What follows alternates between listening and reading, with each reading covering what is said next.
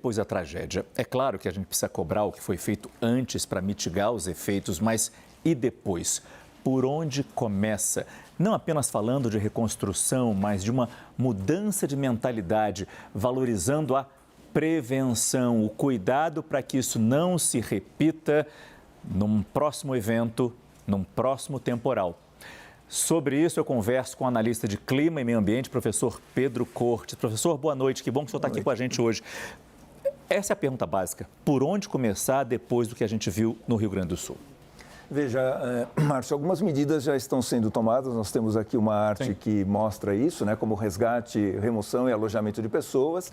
Nós vamos precisar muitos hospitais de campanha, suprimentos hospitalares e itens pessoais, itens de alimentação, itens de higiene para as pessoas que estão desalojadas. E depois, essas são as medidas emergenciais. Nós temos medidas de curto prazo, que é recuperação de estradas e pontes, o restabelecimento de rotas de logística, porque municípios já estão enfrentando o desabastecimento, né, de alimentos, itens essenciais, combustível e o restabelecimento de água, luz e comunicações. Mesmo aqueles municípios onde a água não foi interrompida, o suprimento, o fornecimento não foi interrompido, há uma preocupação grande com a contaminação, possível contaminação das redes de distribuição de água.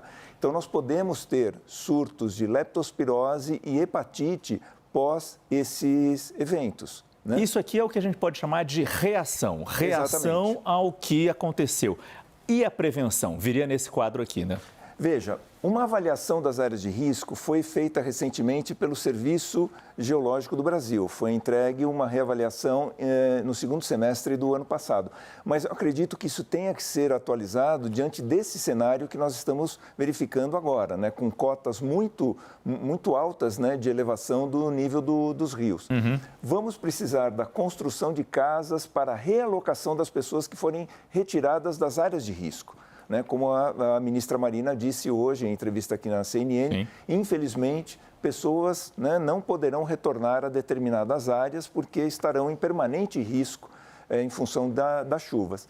Obras de drenagem serão fundamentais para o enfrentamento e nós vamos precisar também sistemas de alerta e orientação das pessoas para que essa cultura, né, agora há pouco você entrevistou, né, o Procurador-Geral de Justiça. Procurador-Geral, e ele falava da dificuldade que tem de convencer as pessoas para que elas saiam das suas casas diante dos alertas. Né?